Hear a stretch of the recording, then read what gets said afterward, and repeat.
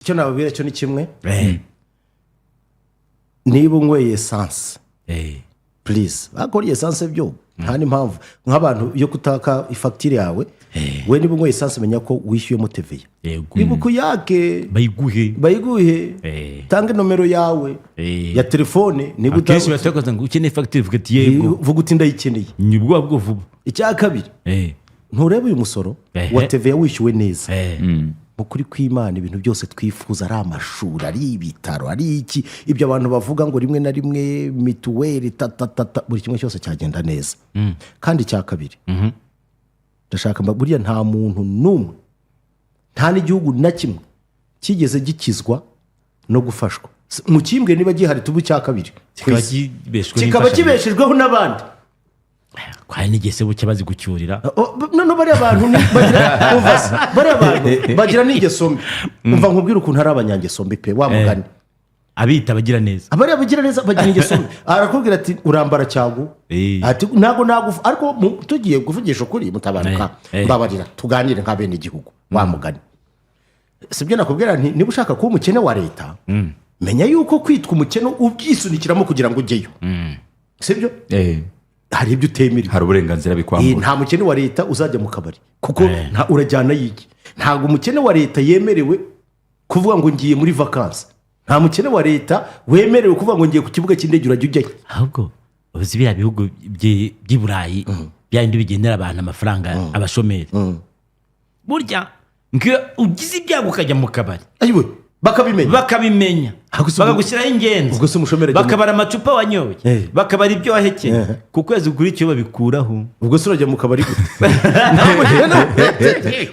bavandimwe reka mubwire navuze there is no economy in the world that will reward someone who is not in production who is not productive iyo utazi ko utakiri muri production tugomba kumenya yuko dufite umugabane kuri iki gihugu dividends tubona ni ibi bikorwa remezo rusange twese dusangira ni umutekano tubona mu gihe tuzatekereza muri ubwo buryo tukumva yuko mu mitekerereze yacu ariko bigomba kugenda burya dukoresha 0 n'ibice bingahe ku bwonko bwacu tukumva yuko bishoboka wa mugani Bibiliya nivuga ngo nubwo wagira kwizera guto kungana n'akabuto ka sinapi wabwira umusozi ngo imuka ukimuka kandi kwizera kurarema rero reka nkubwire ibi bintu nubwo tubivuga buri munsi dukwiriye kubyakira tuzahubwo noneho biduha imbaraga zo gufata leta tukayibaza ibyo ikora kuko ntabwo uzabwira leta imihanda kandi wowe udashaka no kubahiriza inshingano zawe z'ibanze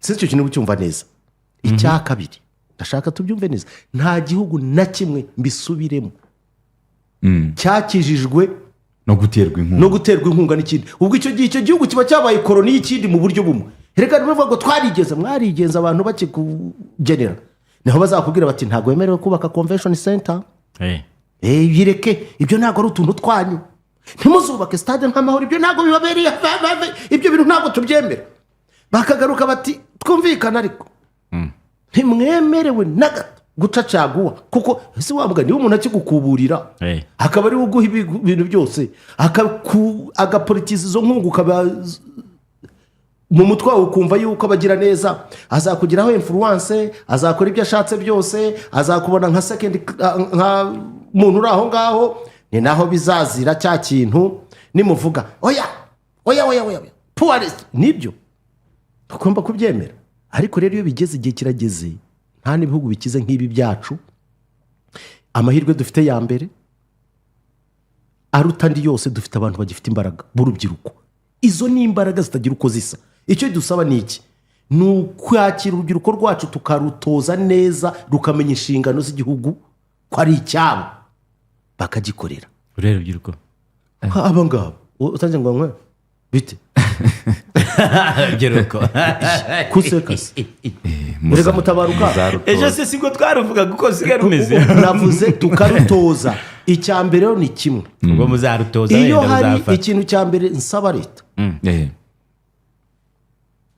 ni ugufata urubyiruko ruri ideologically weak sibyo urwo rubyiruko ubwarwo ruba rudafite ubushobozi buziniheritinga ibibazo by'igihugu mu bihe biri imbere So we have to equip them. Ibibazo byose mubona sinzi baranywa ubupipi hanze ibiki itore kwangirika ibyo ni ukubera it is the problem of ideological bankruptcy. Turumvikana? Iyo tuvuze ideology, what do we mean? Bisobanuye iki? Ese uyu munsi vision y'u Rwanda ni iyihe? Mission y'u Rwanda ni iyihe? Yihuze n'abazayishyira mu bikorwa. Sibyo? Ibyo ngibyo rero bigomba kujyana n'imitekerereze. Bimwe nise strategic thinking over emotional thinking. Tuva mu bintu biri emotioneri kuva oh mama uyu munsi ushobora kuburara but are you sure ko ejo uzarya? That's what we mean. Aya ni teori. Mon frère ibyo mvuga ndabivuga kandi ni nako bigomba kuba bitagenze. Ikimbabaje nuko wowe nta myaka irenga 40 usigaje. Wowe usigaje ingahe? Nanjye shobora kutarenza 50. Ayo ni teori rero. Reka mbwira abantu utega amatwi wowe ntago ukibirimo teori kuko wowe ibyo utekereza bihabanye n'ibyo mbwira barumuna bacu, ariko ndababwiza ukuri. Urabwiye se barakumva? Baraza kunyumva. Please reka nibwire noneho abakora police kugira ngo banyumve. Ndabwira nabo bakore teori. Please understand. Kuko ababandi bo ibi nta mikino irimo. Nta mikino irimo barakugira iciro by'imigani batari kuburiya bwa. Reka soze ibintu byanjye. Wowe ubireke. Nakubwiye ko amahirwe wenda cyangwa ibyago dufite mu myaka 50 zaba ntahari, imyaka 40 ushobora kuba udahari. Nunahaba wiyongereho 10.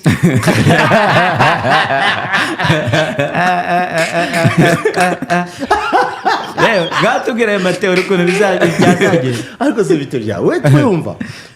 Icyo mbwira rero dia abayobozi bacu uyu munsi. Ikibazo dufite ngenda kibona mu buryo buri ideology na strategic thinking y'abantu bacu. Critical thinking. Uyu munsi wa none tuve mu bintu biri emotional. Sibyo? Amahirwe dufite urubyiruko, ariko dufite ibyago byinshi cyane kuri uru rubyiruko bitewe n'imirongo ya politike n'uburyo tujyana ibintu byacu. Ikintu cyitwa ideology tugomba kumenya ese vision y'igihugu cyacu ni iyi, ese mission ni iyi ya establishment uyu munsi wa none. What is the mission of the political establishments today to put in place the vision of tomorrow? That's the simple thing. Kandi tugomba ntabwo abanyapolitike bose bafite ibitekerezo birambuye mu buryo buri strategic. No. Uyu munsi niyo mpamvu abazungu badukoroneza, twebwe dushaka kugera kuri resultat gusa ariko ntidutekereza gutegura resultat. That's the big problem. Uyu munsi dushobora gutegura abantu bazafata iki gihugu mu myaka 40. Gusa abanyapolitike uvuga ni bande? Turumvikana. Uyu munsi hari kimbabaza nanakigarukaho biteye n'agahinda. Now let me speak as a Pan-Africanist. Aho ugiye kubizambya. Please let me speak. Laissez-moi parler mon frère. C'est pas toi. Muri baringa. Ntabwo ari ugomba kujija ibitekereze yanjye. Icyo nacyo ni weakness y'abanyafrika. Turagaruka mu kanya. Okay, hano hari umuntu gatoya ndaza kukomerezaho ambwira ngo ikibazo ibyo mvuga bo mbibwira ntabwo ari mu kubyumva. My idea barabyumva. Reka mbikubwira icyo ni kimwe. Icyakabiri nshaka kujya mbwira abantu. Ubu ngubu ngewe abenshi mu bibazo dufite kandi namwe mushobora kubibona. Dufite ikibazo gikomeye cyane cyo kwiyanga no kwiheba no kutamenya ko tugomba kuba responsable ku giti cyacu. Icyo mvuga ni iki rero? Uyu munsi wa none iyo tureba amahirwe ibihugu bya Afurika bifite yikubye inshuro 700 ku bihugu by'i Burayi, haba mu mutungo kamere utarakorwaho, haba mu buhinzi, haba muri human capital. Yongera kavorime gato mu matwi aho ngaho, haba muri human capital. Iyo tuvuga ni iki? Imbaraga z'abakora. Uburamutse ugiye mu bihugu bimwe na bimwe, icyambere ntibakibyara, turumvikana. Icya kabiri bafite abantu bashaje. Icya gatatu abo bafite bandi ntibashaka kwiga. Sicyo kintu ucyumva neza. Ntibashaka kwiga. Mu gihe twebwe buriya nayo mpamvu abantu bagomba kwitonda cyane. Aya banyapolitike bacu bagomba kuba strategically smart mu gushyiraho ibyerekezo bivana afurika mu rwobo njyakuzimu irimo ikerekeza ejo hazaza. ari nayo mpamvu si uko ndi umunyarwanda ariko ndashimira leta y'u Rwanda by'umwihariko na RPF kugerageza kwimpawaringa abakiri bato, kuko urebye muri aka karere niho honyine ushobora gusanga abakiri mu rwego mu rubyiruko, abantu bari hagati y'imyaka 40 na 20 bari active mu nshingano. Please, if you want to know it, gerageza ugere mu bindi bihugu urebe, genda urebe ibibazo biri mu kuvuka muri Tanzania, genda urebe ibibazo biri muri Uganda. Ejo naberetse afande w'imyaka 82 ariko niba ariyo koko, ariko afande yaratowe unopposed, agomba kuba umudepite ni vice prime minister. Mu gihe afande atagishobora no guhaguruka. Please wamungarurira ukareba, gerageza unyaruke urebe conflict ziri muri Kenya hagati ya Gen Z n'ibindi. Uyu munsi at least ugiye kwitsegereza mu nzego zose abakiri bato barazamo. Ariko where is the problem now? This is the challenge now. Ikibazo gikomeye kurusha ibindi, aba bantu bacu they are not ideologically strong, baracyafite ikibazo hawajya koma. Ni inshingano rero z'abari uyu munsi mu buyobozi kubaka mu buryo kubaha imbaraga ziri ideological, kubakorera leadership no kuba exposed on futuristic problems, kuko zirahari.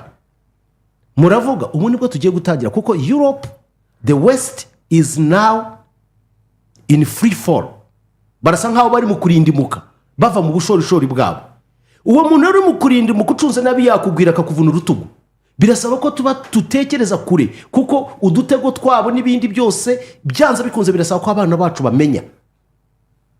Uyu nguyu yendaga kubereka abantu afande mubereka cyane cyane cyagiye hari mu kadanza. Uyu nguyu yaratsinze pe. Ibi ntabwo ari by'ubu ngubu bikenewe. Ikindi kibazo dufite gikomeye cyane, gikomeye kurusha ibindi byose, no opposition. We don't have opposition. No.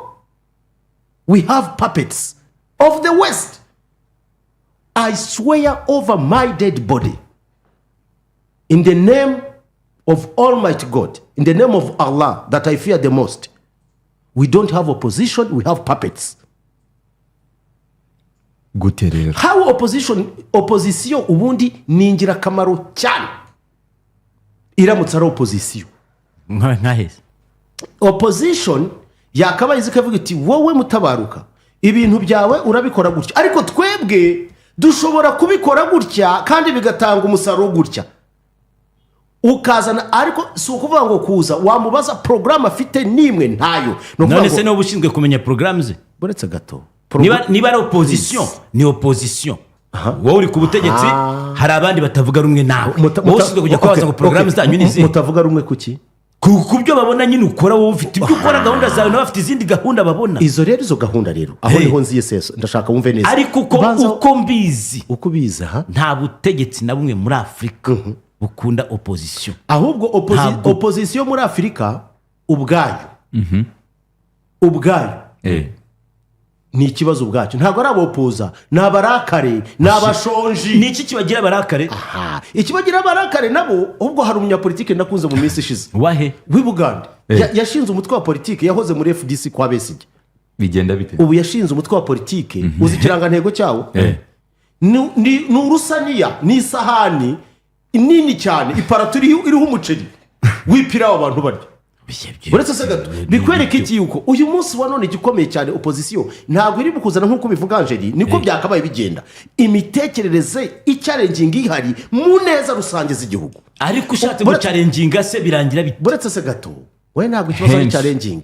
Ahenshi rero ni kimwe, ubu uyu munsi wari uragenda ukavuga bakavuga ati freedom political space, ariko ugasanga Babeshya abantu se. these people ntago bari mu gukora ibitandukanye n'ibyo basanze ku butegetsi bakora. That is a big problem. ariko wowe uri ku butegetsi ntabwo ari wowe ushinzwe kumenya uko babikora ibintu byabo. ngenda bivuga wowe uba ushinzwe gukora ibyawe Mutabaruka. nabo bakazana Mutabaruka. ibyabo byakunanira mugahangana abaturage bagahitamo. Mutabaruka ntabwo ndi ku butegetsi, ngenda bivuga nk'ubirebera kure.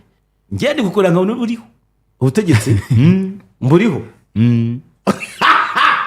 ngende ko ndi kubibona Reka njye. rero ibyo wivugisha rero nkubwiza Ibiki se? ukuri. Ibiki? Ubutegetsi mbufite Eh, nabakorera ibintu byiza cyane. ibiki ibiheze Ibi bintu by'ibiki mwese kuko ibintu by'igitugu nibyo bituma abantu babaraka. reka rero Icyo nicyo cya reka rero mbere. Ni icya mbere. byo gushaka kudutwara mu kwaha kwawe ngo turi mu kwaha kwawe. reka mbagire inama rero sasa iyo abantu bagiye kwangirika nuko batangira. gute kutumva ibintu kimwe nawe no kwangirika. ubundi reka nkubwire reka ngusobanurire. Eh,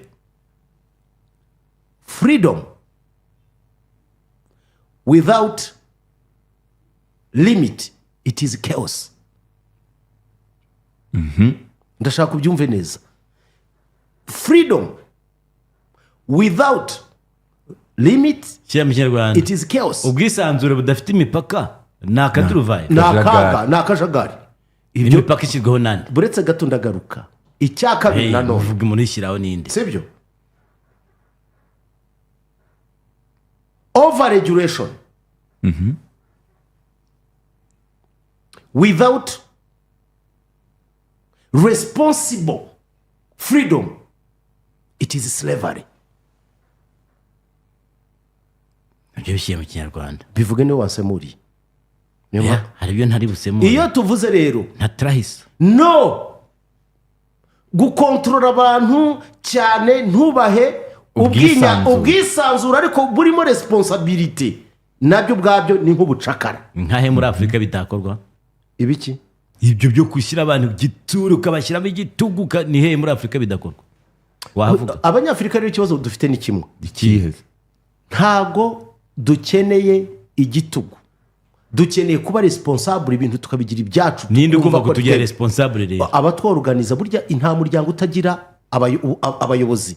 rimwe na rimwe abantu benshi mujya mwibeshya, nta hantu hari igitugu kurusha the west, nta hantu hari igitugu ku isi kurusha i Burayi. ibyo mubyumve. community zabo zigendera ku mategeko rimwe na rimwe ameze nk'igitugu. mwebwe rero babashyizemo ibintu by'uburoberi no gusakuza ukumva ngewe ndi muri opozisiyo, ngewe ndopoza opozisiyo. ushaka utinya opozisiyo. ntabwo ntinya opozisiyo, ahubwo ngewe nkubwiza ukuri. urayitinya pe. iyo opozisiyo iraduhemukira cyane Ibagira iteze. kuko ntabwo ikora opozisiyo, ni uburyo bwo kwishakira indonke kurya, niho honyine umuntu. kandi mutayiha umwanya ngo ikore opozisiyo yayo. Ninde wimye umwanya ko ariyo yawiyimye? murayiniga. igomba ese bakopoje bati bakabikoze babikore bate. biha umurongo. ntimumvugiremo. uyu munsi tuvuge kuri ku butegetsi ugiye kubwira opozisiyo uko ukuntu yakabikoze. ubundi opozisiyo ikwiriye kuba ikebura leta aho ibona igiye gutana mu nyungu za politike rusange za rubanda, ikavuga iti kongera imisoro ntabwo ari byo kubera impamvu ABC, ibi twebwe ntitubyemera. ubwo ndavuga opozisiyo iri mu gukora, sibyo? niba koko iyo ikavuga iti twebwe turabona muri politike yacu, sibyo, y'uburezi, urumva, turifuza yuko uburezi bwacu bukorwa gutya ABC, wenda abarimu bagomba kumera gutya ta. ariko ibyo ntubivuge gusa ukavuga uti ingengo y'imari izajya hano, twebwe mu bukungu tuzongera production mu buryo ubu n'ubu kandi tuzabikora mu buryo budahungabanyije ibi n'ibi mu mibereho rusange. ndatanga urugero rwihuse. ariko uyu munsi wa none nujya kubona umwopoza wo mu Rwanda avuga ati FPR turatugabane, FPR ntavuge iminota 99 aravuga FPR wo kuvuga imirongo ye politike. nusanga buretse gato nukuvuga ngo reka duhindure ikibazo. tuvuge ko ubu noneho uri muri opozisiyo. njye ntabwo ushobora kujya muri opozisiyo, urabizi. oya reka njyewe ntabwo mu buzima bwanjye njyewe sinjya n'opoza. turi kuganira kuko uri ndiyo bwana. oya njye sindi umwopoza, sindi umwopoza. uri ndiyo bwana. oya ahubwo ndashaka umuntu abisobanukirwe kuko niyo nyito ubwayo sinyemera. ntabwo ushinzwe kwiyemera Bazi kuko unyumve yizanye rero. ijambo opposition rizahoraho uzapurisigaye baza unyumve rero nongewe reka twebwe tugomba nyine bareka kubaza ikibazo ngiye kubaza mon frere njyewe reka dukoreshe indi mvugo tuvuge ko uri mu batabona ibintu kimwe n'abari ku butegetsi wimvugira reka nkubwire uko mbyumva ni ibitekerezo nyine njya kubaza nyine ngo ushyire ahantu nkubaza ubaye uri muri urwo ruhande ubaye uri muri urwo wakitwa ruhande gute fata nk'ibintu bibiri hano mu Rwanda wahita utangaho ibitekerezo byawe ukavuga uti ibi mubikora uko bitari nkwiye kubikora gutya ngiye ninjya ku butegetsi zabikora ubutegetsi ntabwo binsaba kubujyaho ariko kugira ngo ntaharanire kujya ku butegetsi ubu n'uyu munsi wa none ndatanga ibitekerezo byanjye kurusha n'uwiyita umunyapolitike tega amatwi nkubwire mu bintu ntemera sibyo bibiri mu Rwanda bikwiriye kuba byafata umurongo nyawo icya mbere ni uguharmonizinga education system ikaza ari sisiteme ifite uburyo ikora kandi isubiza ibibazo ikaba upgraded bitewe n'ibyifuzo bigomba biri mu kuza n'ibibazo bihari sibyo uyu munsi wa none politiki y'uburezi byanze bikunze kuri njyewe natanga imirongo irenga 60 yo kuyihindura kugira ngo itange ibisubizo kubera iki u Rwanda ni igihugu kidafite ubutunzi buhambaye usibye abaturage babyo iyo uvuze rero ko ufite human capital sibyo iyo ufite human capital ugomba kuinvestinga byanze bikunze muri education ni ukuvuga ngo investment ijya muri education igomba kwiyongera kandi tugatanga quality education ari nayo ishobora gusubiza ibibazo byose by'igihugu haba mu buvuzi haba mu buhinzi haba indi policy nahindura ni politike yo cyane cyane ijyanye n'imiturire kuko mu Rwanda nta na hamwe hatari amanegeka dukeneye izihe nyigo z'uko abantu bashobora gutura n'ahantu bashobora guhinga ibi bintu by'ubona ahantu hose ahari imirima twahingagaho ubona utubati tubengerana ibyo sinabikora no byanze bikunze nahindura politike y'imiturire vuba na bwangu ibindi bintu byose byakubakira ku burezi bugatanga ibisubizo birambye si uko ibiriho biri mu gukorwa nabi hari impinduka nyinshi zihari ariko ngewe mu mitekerereze yanjye ibanga ni ngewe urifite imisoro ihanitse bayivugaho iki nta gihugu na kimwe kidasora imvuze ihanitse ariko imisoro ihanitse pa raporo yahi hari raporo y'ubuzima bw'abantu babayemo hari ikintu kimwe abantu ntabwo ngiye nkompara igihugu n'ikindi ni pa raporo y'ubuzima abantu babayemo hari ibintu abantu bagomba kumenya hari nayo abanyapolitike bamwe bazayobya abandi umunyapolitike uzaza kubwira yuko ari muri opposition azavanaho imisoro ubu uzamwirukane ntawe wabivuze wimvugiramo nyine ntawe utaza kugira ubeshyira ngo yavuze ko azakura imisoro ahubwo imisoro ihanitse reka nsobanure abantu hari ibintu bagomba kumenya iyo ugiye kuvuga imisoro ugomba gutekereza ibintu bibiri icya mbere abasora uko bangana sibyo n'impamvu basora ibyo bintu bibiri n'ubushobozi ariko bwabo impamvu basora ntawe usoresha hari umuntu ugusoresha se utakoze icyo nicyo tugomba kumenya ikibazo gihari tugomba kumenya icyo bita abantu basora ni bangahe icyo bita tax base iyo tax base ari nini uwo mutwaro icyo twakwita road iba distributed evenly ku bantu benshi icyo gihe umusoro byanze bikunze uragabanyuka hamwe kuko abasora ari benshi ariko iyo abasora ari bake bikorezwa ibyo bintu byose icya kabiri tugomba gutekereza ese ikibazo ni umusoro mwinshi cyangwa wenda ni abasora bake basabwa kuko kubiri kose gahunda zose z'igihugu usibye wenda amafaranga biguriza nayo azishyurwa n'abana bacu sibyo ibyo nibyo abantu bagomba kumenya ari nacyo mpamvu nsaba yuko minisiteri ya finance igomba gusobanurira abantu sibyo bimwe na bimwe mu bijyanye n'umusoro n'uburyo ekonomi ikora na budget bakayisobanukirwa kuko ikibazo dufite kugeza uno munsi 80% y'abanyarwanda ntabwo bazi national budget minisitiri aragenda akajya mu nteko afite ka briefcase akayivuga abanyarwanda bakumva bati ngibi bizajya ariko ntibumva uruhare rwabo muri iyo budget ibigomba gukorwa budget forecast ibizavaho bizava inkunga tuzafataho zijya ibyo bintu bakabyirengagiza kandi nyine mubivuga mu mvugo ya politiki abantu batumva no ni inshingano za leta kwigisha abaturage niyo mpamvu navuze education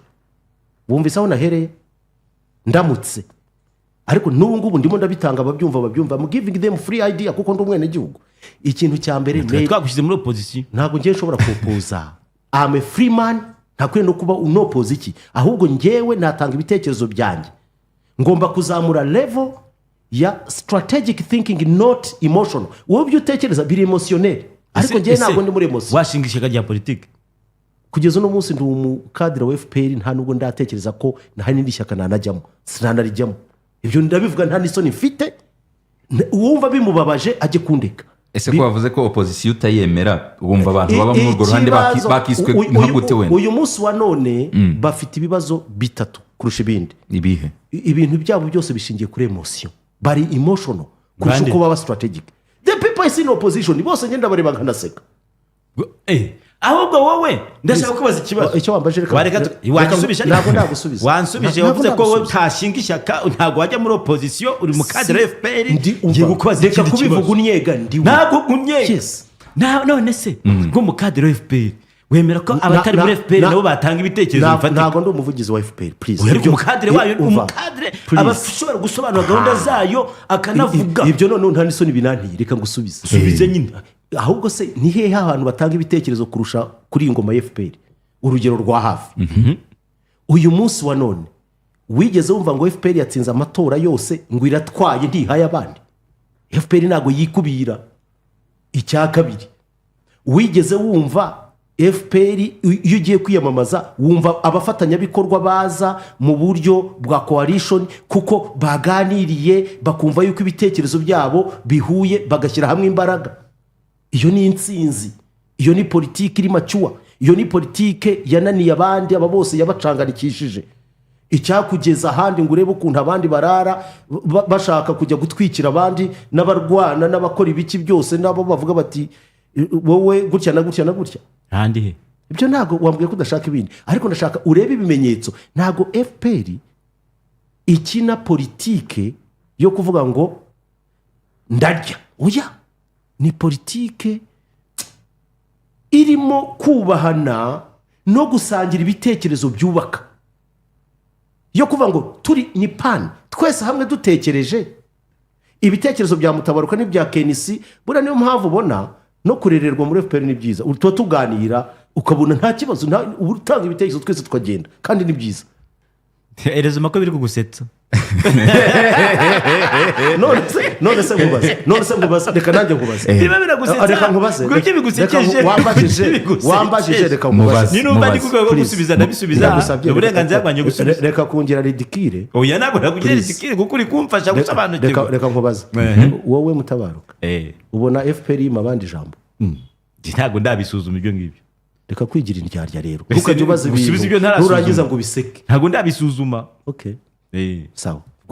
Abumva ni bakuru baba bakubonye. Bambonye he? Reka ninkwereka. Ubwo uri kumwe agakawa ariko mfite na gahunda nakubwira nziza. Absolutely yes. Inshuti bakora urusenda ruryoshye pe. Ndashaka mbwira abantu. Please abantu tugire na maturité. Mbonye nk'umuntu niba namwita ufite imyumvire ye. Aragututse? Ibi nibyo bikwereka opposition y'abantu badafite umurongo.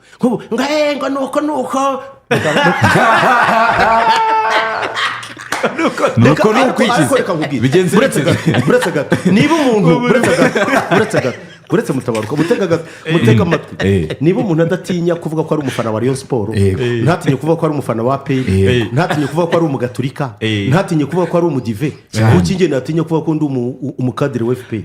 C'est ça. Seriously, ari bintu. Ese niba twarabonye abandi gatsibo harya ryari ishyaka ryagiye gusangira n'abantu. Tugabona bari bari gusangira. Ndetse ni ikibazo. Twabonye Green Party bari gatsibo bari gusangira n'abantu. Kugira ibyo umuntu yemera ni njyewe ko umukadire wa FPR. Mfite inshuti nyinshi cyane muri PSD uzabaza. Benshi bishuti zanjye aba bande bo mu yindi mitwe ya politike, ntazo ufite muri mbera kuri ba Frank Habineza, ba Mukabunani, nta muntu numwe tutari inshuti. Ariko rero iki kintu cyitwa iyi politike ya opposition y'urwango yo kumva yuko ibiki kwangana n'abantu byo ntabwo ari politike. Ntabwo ari politike imwe nakubwiye. Iyo ni ideology mbi. Aba ntabwo bafite ibintu babura byinshi niba tivanamo uwo mujinya. Iyi politiki y'umujinya ntibaho. Yes, ibyo bintu abantu babyumve. Kandi kamubwiza ukuri. Ngo Kenisi ni umunyagitugu mpuzamahanga. Well and good. Igitugu ni cyiza. Nababwiye ko ngewe ndamutse mfite ibyemezo mfata, I can apply organized dictatorship. Yes. I'm not, reka mbwire, I can't shy away from saying it. Ibi nakubwiye yuko ibyo bintu bidafite umurongo nta kaduruvayo. Ni nabyo aba bantu benshi bifuza ko abantu bacu bahinduka amajyawuri, umuntu akazinduka akajya gutuka umuyobozi we, akagenda aho akajya guhinga umuhanda. Ibyo byo guhinga umuhanda byo baragereza baradutanga. Boni nibyo bashimira, ubwo nibwo ubwisanzure bwisenyeraho nk'ifuku. No, it can't work. Iwanje ntibyakunda, ntabwo bishoboka. Okay. Uwo mu mbabarire nta rwego na rumwe mpagarariye. Ariko kuvuga ko umuntu yemera ibintu ntabwo ariko kuvuga ko byemera sinemera ubusazi mu izina rya demokarasi. Byonyine urebye ibitekerezo biri hano bikwereka uko abantu ko bataragira maturité politique.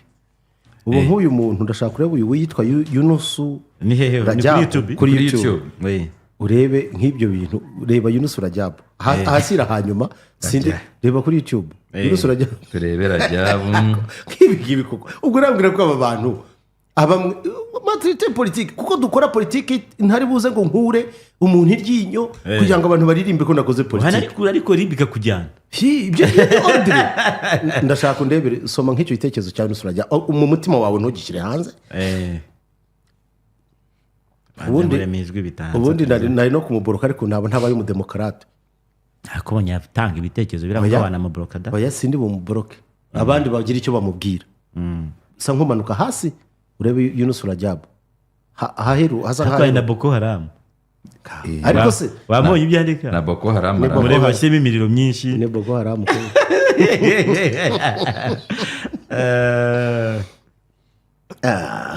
yewe man.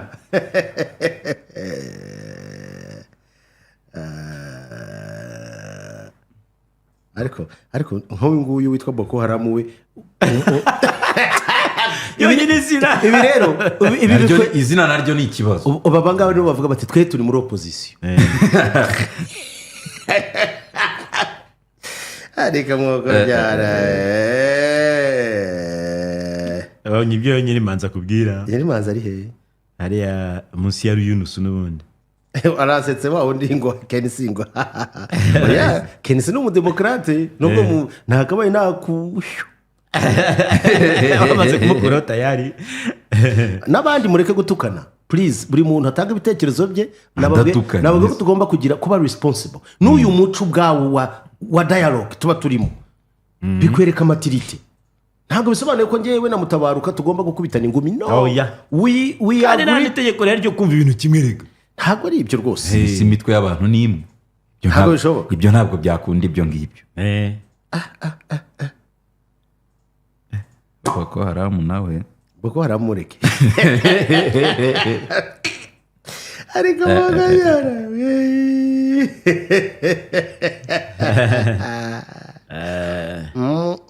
Ariko ari wakuzonze. Uyita niba Rugero TV. Nawe ari kubaza. Arabaza iki? Harimo kukwica. Gute? Ko ni igifobagane. Kuya bitwaye iki? Biratuma mbacyo se. Ko ni igifobagane gikuru. Ariko rero hari ibintu by'abinyica. Buriya kambabwiza ukuri. Hari ibintu ngewe ureba hano nashize ibinya. Uwo muntu uvuga akomenye kano gatopic kari karyoshye ba. Gute abantu batanze ibitekerezo byinshi biracyanisukiranye.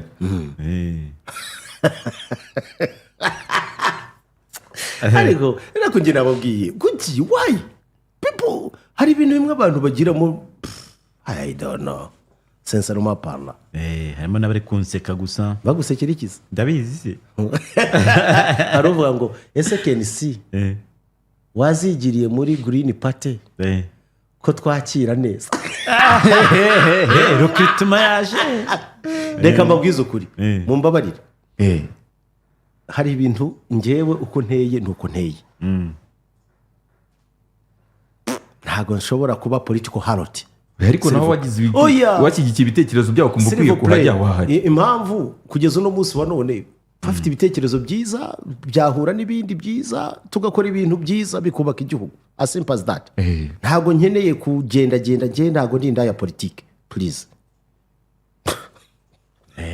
Wabyumviza ariko I'm not a political harlot. Ngugiye ku butegetsi ntabwo waramba. Njewe ahubwo se nabujyaho kuramba se uko bita byitwa kubugundira. reka nkubwize ukuri bureka nkubwire ijambo rimwe Eh. ibi bintu byo kwitetesha byo gufata bibero tubyivanemo twitegure tuve mu bintu by'amarangamutima usoma ibyo ngibyo biri aho ngaho byose nakubwiye ko ari cya kibazo dufite cyo ahubwo kutagira bigaragaza ko iyi ni demokarasi.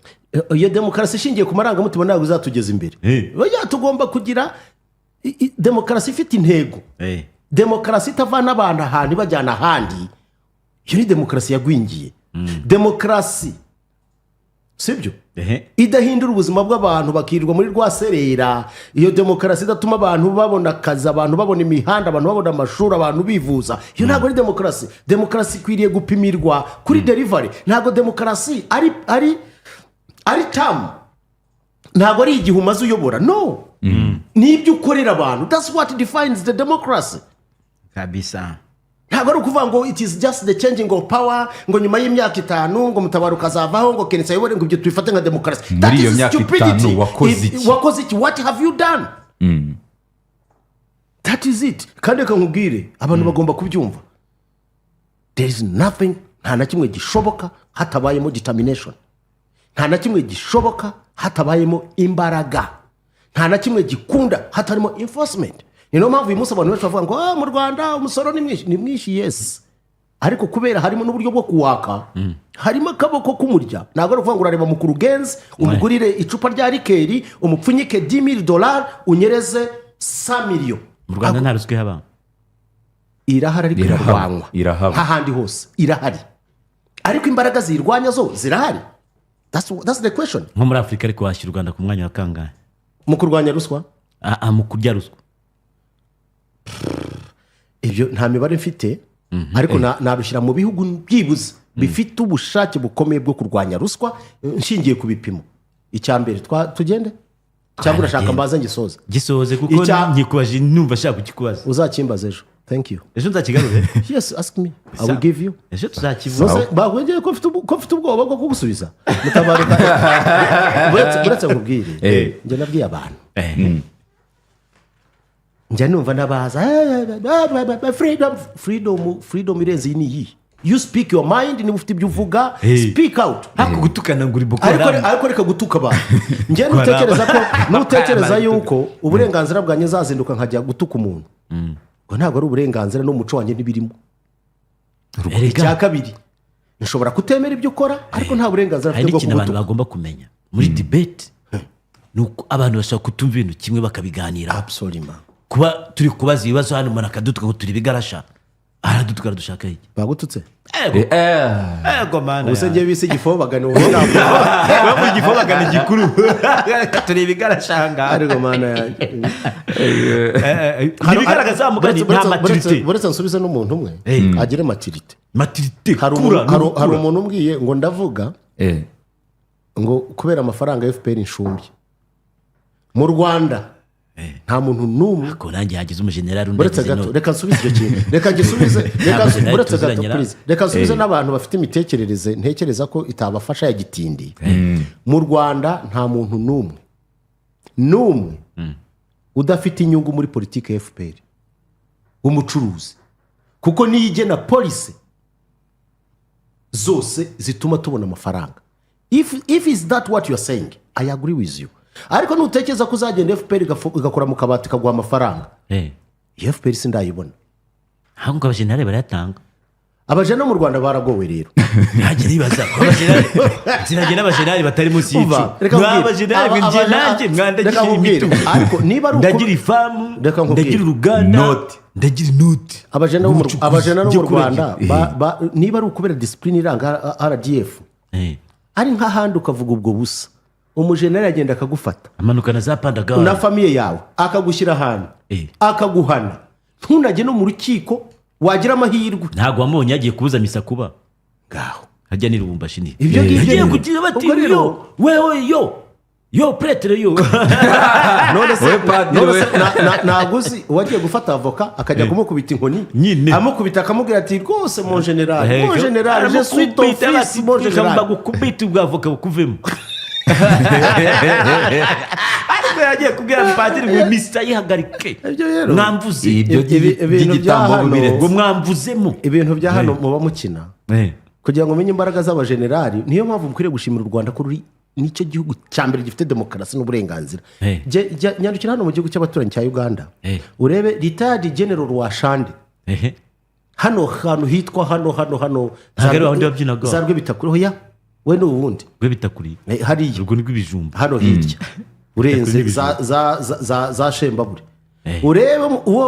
urebe kampeyini ye retired uzana kampani y'abasirikare ikabaza igakubita abantu kugira ngo bagabanye akaduruvayo n'amasasu akarashwa hebwe byo muri mukina. Reka rero ibi byose bitwereka ko ni igihugu kiri well organized kitabamo akajagari. Ni nayo mpamvu n'umuntu umunsi ashobora kuzinduka akaririmba umuntu agakoronga agakora ibyo ashaka, no one will bother you. genero Ugatangira uti genero ariko sha icyabereka imbaraga z'abajenerali mwakaye mumenye igihugu mufite ko ari zahabu. Waretse nk'igendera Angeline ugira ngo twe turasigara wenda uhagume ngira neza